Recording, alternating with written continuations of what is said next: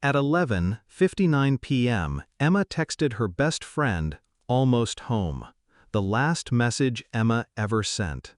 2 words, harmless on the surface, but they've clawed at me ever since. Almost home.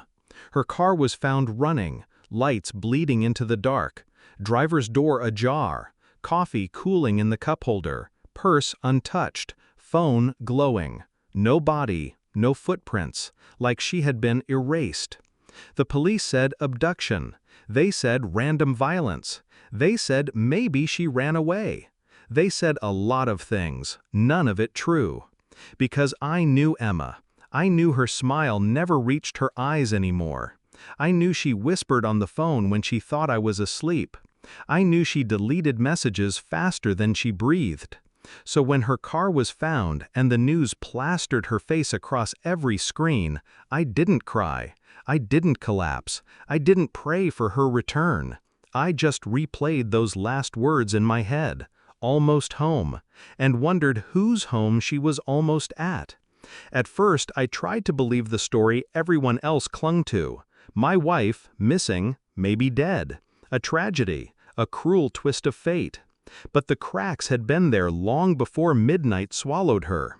The perfume that wasn't hers, the cash withdrawals, the late meetings that stretched past reason, the practiced way she smiled when questioned.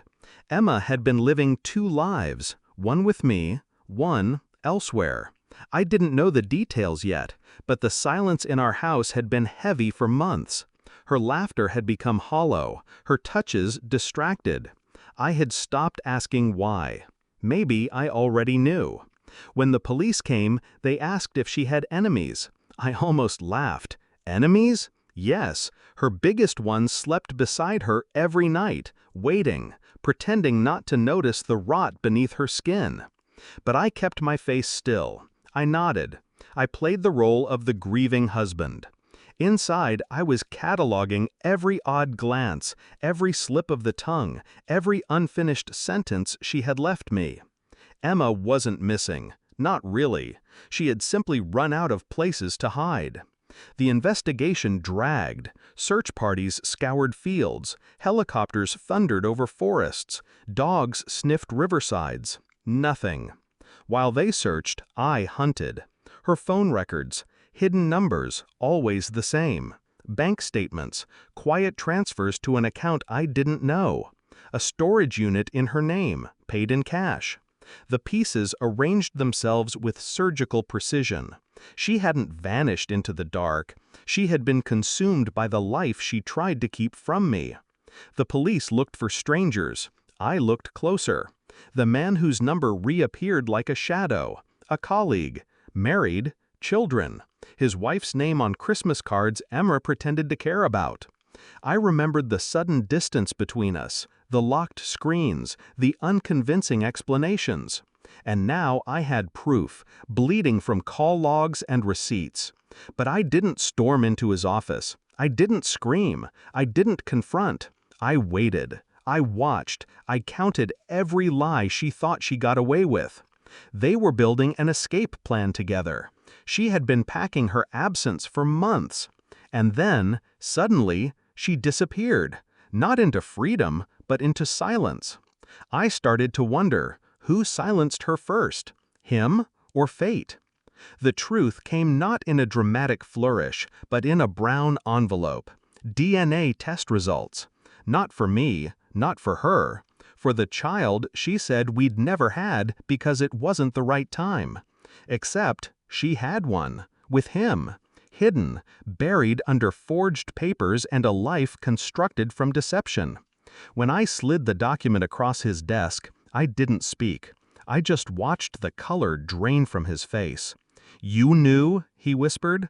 I didn't answer.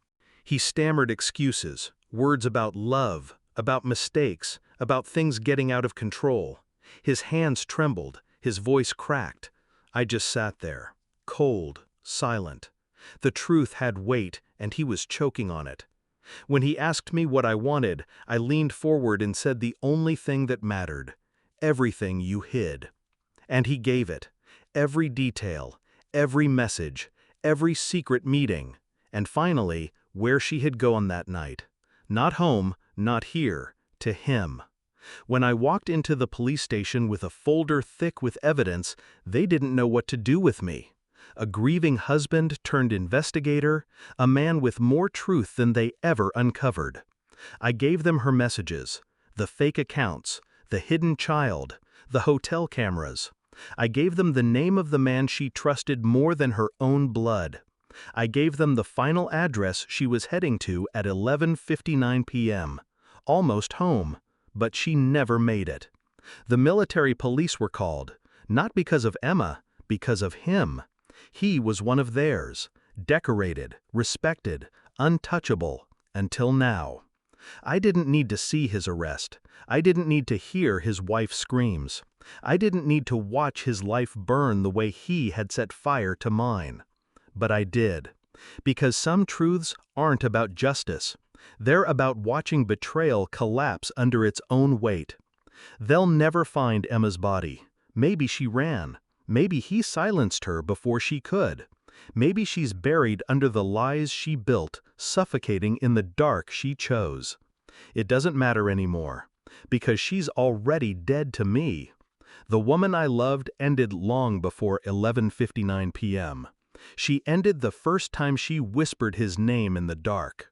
She ended the moment she crafted a world without me and thought I'd never see it. The clock froze at midnight, and so did I. Now, when they ask me if I want closure, I just smile. Closure isn't found in answers, it's found in silence. And silence is all Emma left behind. She said she was almost home, she just never realized whose home she was leaving for good.